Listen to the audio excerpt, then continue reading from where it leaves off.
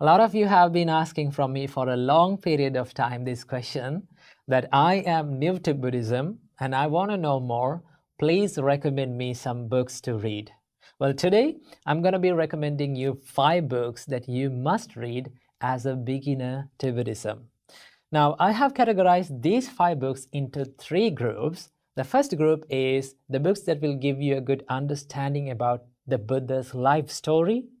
The second group is the books that will give you a good understanding about the core and fundamental Buddhist principles. And the third one is the books that will give you a good understanding about how to practice Buddhism in our daily life. It's something like a practical guide in your daily life. So without any further ado, let's dive into these books. First off, we have The Buddha and His Teachings by Narada Mahathera. Now, if you are interested in learning the Buddha's life story, this is one of the best books that you can read.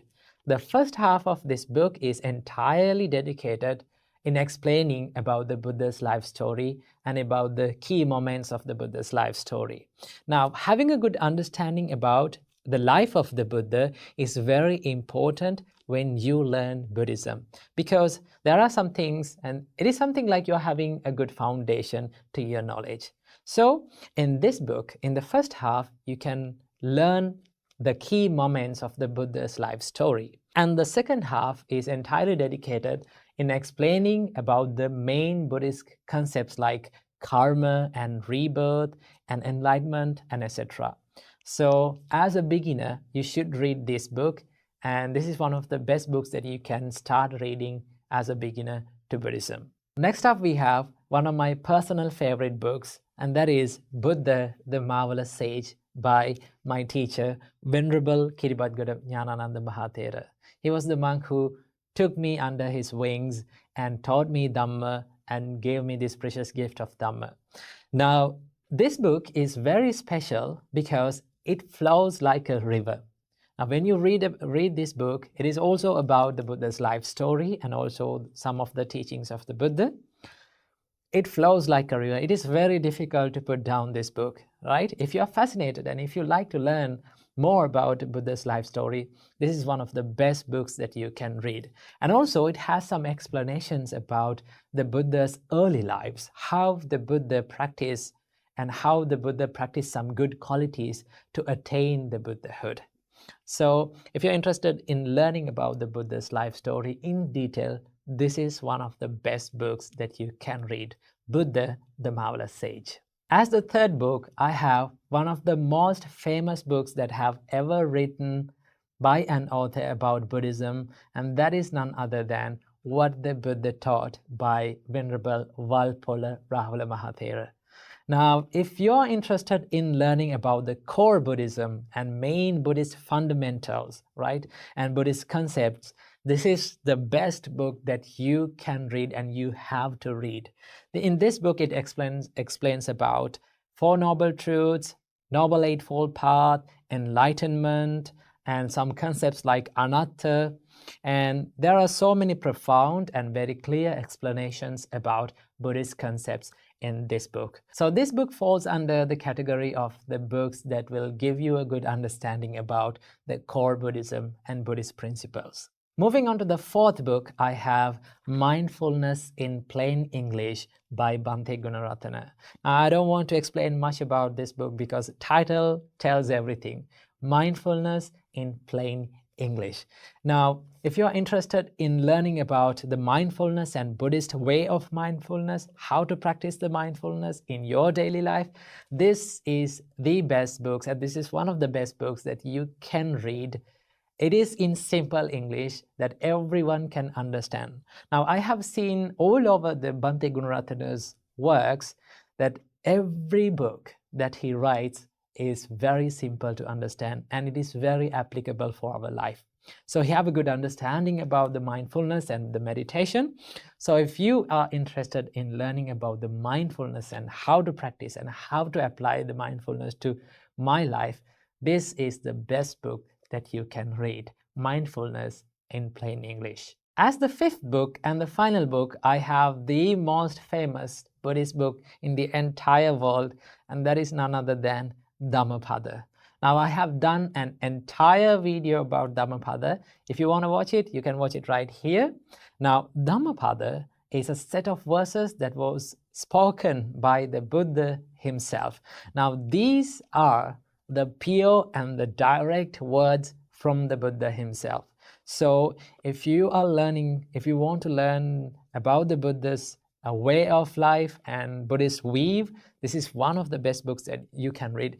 And also, this is known as the handbook of Buddhists. Now, I have heard that a lot of our Hindu friends say that when you have a trouble in life and you are going through a tough time in life, take Bhagavad Gita and read, and you will find some answers. I would recommend for every one of you, read Dhammapada too, right? If you turn into a random page, you will find something that is very worthy and very valuable in this book, right? Now, this is very easy to read because it has the poem-like structure. Okay, it has very small poem-like structures, verses, so it is very easy to read and it is very easy to understand. There are a lot of translations of Dhammapada, so I would recommend the translation that is done by Venerable Acharya Buddharakkhita, also known as Badabanteji. His translation is one of the best translations that you can find. So if you can find this book, then please read it and learn from it. Dhammapada is one of the major books that you have to read as a beginner to Buddhism. So here we are. These are the 5 books that you must read if you are new to Buddhism and if you want to know more about Buddhism. So all the links to each and every book I have mentioned down in the description box, and some of them have free PDFs, so you can read and you have to learn Buddhism like that. I want to say that you don't want to be a Buddhist to just read these books. Everyone can read and everyone can learn from Buddhism because Buddhism is open to everyone. You can be a Muslim, you can be a Christian person, you can be a Hindu person, no matter what religion you are from, no matter what nationality you have, you can learn Buddhism, and Buddhism is open to everyone. So learn Buddhism and make your life happy. Namo Buddhaya. The nature of our life is we do not know what is going to happen in the next moment. Life is unpredictable. Life is mysterious, and that is what makes the life more and more interesting.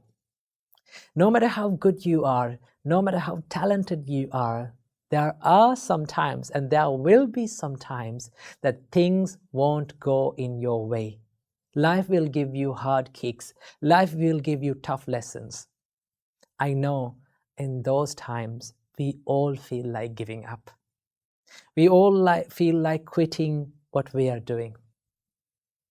But you have to remember one thing. Everything that is in life is impermanent. Nothing is permanent. Not even your pains, not even your problems, not even the troubles that you go through today.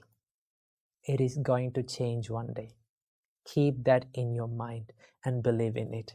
This is to everyone who is going through tough times in your life. Please, do not ever quit. Don't give up. Because the pain you go through today, the troubles you face today, the problems you face today is just a chapter in your life story. It's just a page in your life story. It's not your whole life story. Remember this. If you were to tell your life story in front of thousands and thousands of people after one day you become successful, if you were to tell a nice and a simple and a soft story, no one will be inspired with that story. The more you face troubles, the more you face problems in your life, the more tough your life becomes, your life story will be more interesting. And one day, your life story can be a survival guide for someone in out there. Remember this. So whenever you're feeling down, whenever you're feeling like giving up, whenever you face problems, I need one thing for you to do. Go out and help someone. This is not something that you hear oftenly. Go out and help someone when they feel down. Okay, give a helping hand to someone when they are feeling troubles and when they go through tough times in your life, because you have to believe that what you give is what you get, right? Even though you are going through tough times in your life, you must be willing to help others, because that gives the happiness, right? The more you face troubles, you can understand how others feels like it to go through tough times. Okay, so when you feel down, always try to help someone.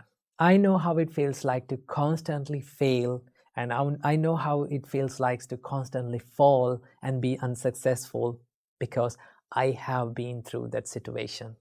Okay, so help someone, help people, right? And also do not ever give up. Sometimes you have to be patient, because things get time to work out. Okay, things take times to get better. Okay, remember, great things take time to be successful. Okay, do not believe in quick and instant results, because we are so used to this instant world. Because in this instant world, we need everything instant. Okay, this world is built up to give you everything instantly. The outer sources, when you log on to social media, it comes instantly. You can take something instantly. You can know about something instantly. You can download something instantly. But in real life situations, things are not instant. It takes time. Successfulness takes time, right? Happiness, it takes time. Peacefulness takes time. Relationships to build up, it takes time. Nothing is instant in real life. You have to wait. You have to be patient.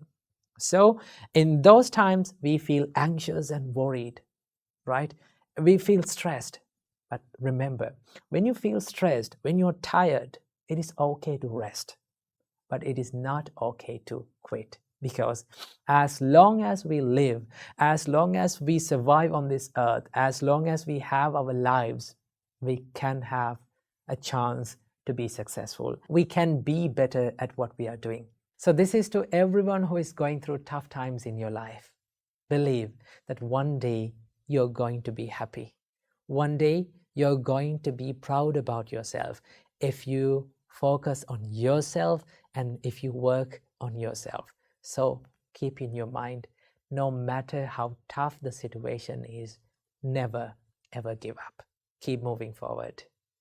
Namo Buddhaya. Namo Buddhaya. Welcome everyone to another video. In today's video, we are going to take a look at the threefold practices in Buddhism. Now, no matter how the way that you are approaching the Buddha's teachings, these are the three practices that you need to practice in Buddhism. Okay?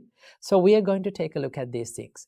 Before understanding these three practices, we have to understand why we should practice these things. Okay? What is the goal and what is the ultimate goal of Buddha's teachings?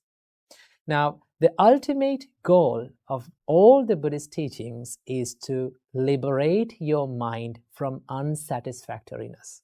Okay? Liberate your mind from all the sufferings in life. Okay? Because the Buddha said that the life is based on unsatisfactoriness. Okay?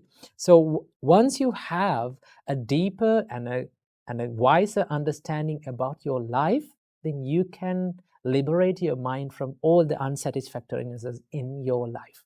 Okay, so Buddha realized that to achieve this state, to enlighten your mind and to liberate your mind, you need to make some conditions and you have to practice your mind. So that is why Buddha introduced us these three practices to practice in our practical life in order to enlighten our mind. So without any further ado, let's dive into these practices. So the first practice in Buddhism is called Sila. Now, I have discussed about Sila in an earlier video. You can watch it here. So basically, the Sila means the moral and ethical conduct, being disciplined from your body and from your words. Okay, so once you practice this Sila, you can be disciplined from your body and from your words. Now, Buddha understood that when we are living with people, the way we behave, right, the actions that we do from our body and the words that we speak will impact the lives of other people as well as us. Okay, it will impact the life of ourselves, the way we behave and way we speak, and also it will highly influence the others' lives too. And that is why Buddha said, purify your conduct. Do wholesome things from your body and from your words. So Sila helps you to practice the verbal and the physical conduct in a moral and a more ethical and wholesome way. Okay, so in Sila we have precepts. Basically, for lay people like you, you have 5 precepts that you can protect. Okay, the first one is abstaining from killing beings. The Buddha says that stay away from killing beings. In that way, you become disciplined from your body. Abstaining from stealing. Do not take others' possessions without their permissions, without the permissions of themselves, with the stealing mind. Okay, once you protect that, you be disciplined from your body. And Buddha said that stay away from sexual misconduct. When you abstain from sexual misconduct, you become disciplined from your body. And the Buddha said, stay away from lying. Be disciplined from your words. Do not break the trust of others from your words. And finally, Buddha says, stay away from intoxicating your body. Okay, do not use intoxicants and other drugs. It will lead to harmful situations and harmful consequences in your life. So basically, Buddha introduced us these 5 precepts to protect in your life. When you observe and when you protect these 5 precepts, you become disciplined from your body. Okay, so that is why Sila helps you to be disciplined, to live a disciplined life. Why we should live a disciplined life? We should live a disciplined life to stay away from regrets.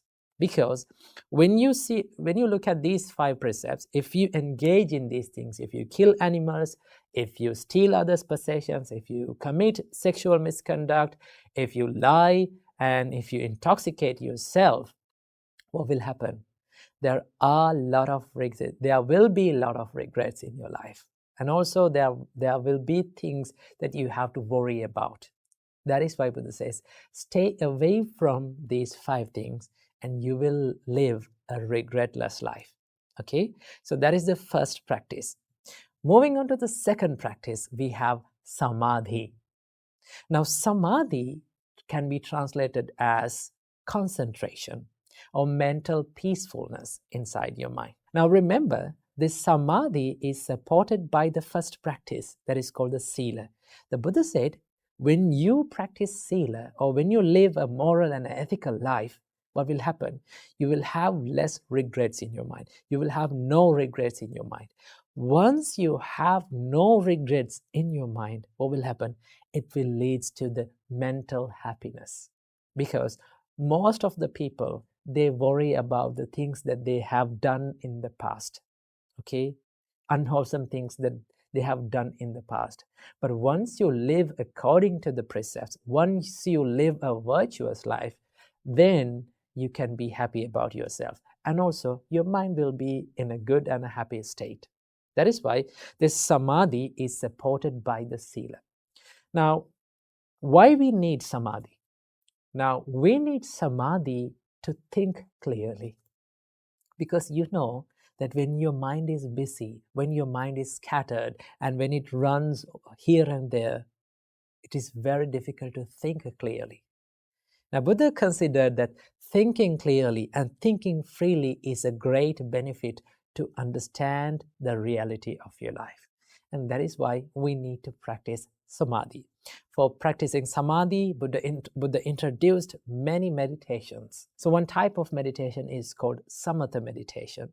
Samatha meditations helps you to condense your mind and find that peacefulness inside your mind. Okay, it includes loving kindness meditations, breathing meditations, mindfulness meditations. All those meditations will help you to achieve a peaceful and a calm life. Okay, so but remember this, to achieve a peaceful and calm life, we have to focus on living a virtuous life, living a disciplined life. Keep that in your mind. So let's move on to the third practice, and this is the final practice in Buddha's teachings, that is called wisdom or panya in Buddhism. Now, so many people think that knowledge is wisdom. Always remember, knowledge is a part of wisdom, but it is not the wisdom. Now, Buddha explains that you must achieve wisdom from three means, from three types of wisdoms. The first type of wisdom is called Suttamaya Panya. Suttamaya Panya means the wisdom that is gained through learning. Okay, you can learn, you can read, and you can listen to sermons, right? That is called the knowledge. Of course, wisdom has a part of knowledge. And also the second type of wisdom is called Chintamaya Prajna. Chintamaya Prajna is the wisdom that is gained by wisely reflecting. Okay, the wisdom that is gained by wisely reflecting on what you have learned, the reality of your life. When Buddha teaches about the reality of the life, when Buddha teaches about the impermanence and the reality of all the things, you have to wisely reflect on it. Okay, you have to think upon it. And once you think and once you wisely reflect on it, you gain the wisdom. You gain a deeper understanding. Okay, that is called Chintamaya Prajna, the wisdom that is gained by wisely reflecting. And also in the third type of wisdom, this is the most important type of wisdom, that is called Bhavanamaya Prajna, the wisdom that is gained by practicing. Okay, now the wisdom that is gained by practicing is supported by all those two wisdoms, Chintamaya Prajna and Suttamaya Prajna, the wisdom that is gained by listening or learning, and also the wisdom that is gained by wisely reflecting. Now Buddha says, when you learn and when you think and when you wisely reflect on it, then you can apply it to your practical life by doing meditations, by doing it practically. Okay, many of the people believe that Bhavanamaya Prajna is only based on meditations. No, Bhavana does not mean only the meditation. It gives the meaning of development or practicing. Okay, so you have to look, how can I apply these Buddha's teachings? How can I practice these things in my practical life? Once you do it, your wisdom will be developed. That is how you practice the wisdom in Buddha's teachings. So basically, these are the three main practices in Buddhism. Sila gives you the ethical and wholesome bodily and verbal conduct. And Samadhi will help you to develop a concentrated and a calmer and a peaceful mind. And Prajna gives you a deeper and a wiser understanding about the reality and our existence and all the experiences that we go through in our life. Once you practice these three practices, you will be directed. Your life will be focused on liberation. Your mind will be well prepared for the liberation and to a deeper understanding about the life. So these are the three practices that we practice in Buddhism. Try to practice these things and try to apply it to your practical life. Wish you all happy and a peaceful life. Namo Buddhaya. Namo Buddhaya. Welcome everyone to another video. Today, let's talk about how can we apply the meditation to a busy life. Now, I know most of you have a very, very busy life and you have a tight schedule, okay? Now, but in the same time, you want to meditate. So that's where you find the problem, right? You have a busy life and you're worried about it. You have a distracted mind, and we all get distracted when we have a busy life, but we all need to meditate. But there's a problem. What is that? How can we apply the meditation to this busy schedule, right? It is very difficult. So many people complain to us that I cannot meditate because I'm very, very busy. I have a lot of things to be done. I have a lot of responsibilities. How can I deal with it? Well, this depends on how you look at the meditation. right? Now, when we imagine the word meditation, what is the picture that we imagine? We imagine a person sitting in a quiet and a comfortable place, and he's closing his eyes with his legs crossed, right? And he's doing meditation. Okay, but meditation is not only that sitting meditation. It is also a part of meditation, but it is not the meditation. Okay, meditation is more easy and more practical than you think.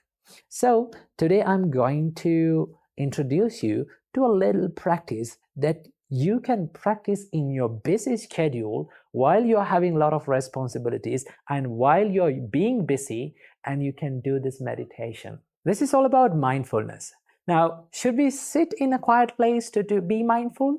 No. Okay? To be mindful, you can be in a whatever posture, do whatever you want to do, and you can still be mindful. That is the beauty of this practice, the mindful practice. Okay? Now, let's say you're having a busy schedule and you don't have the time to sit and meditate. So, what we have to do is we can choose something that we do daily, right? Let's say almost every one of you have 2 meals per day, at least 2 meals per day. Okay, let's take breakfast. Let's say you're having your breakfast.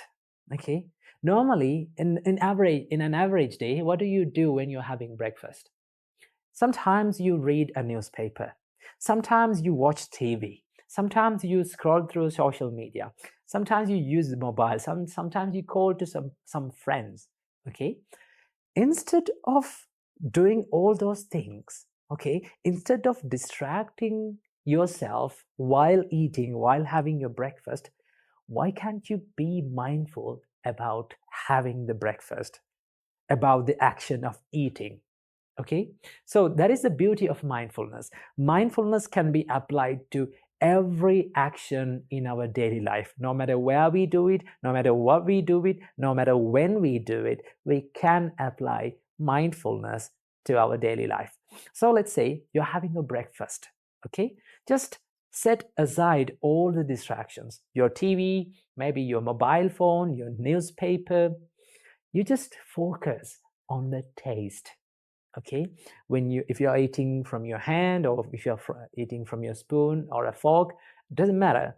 You just feel the taste. When you place the food inside your mouth, you start to feel this taste. What we can do is just bring our mind to that sensation, to what we feel.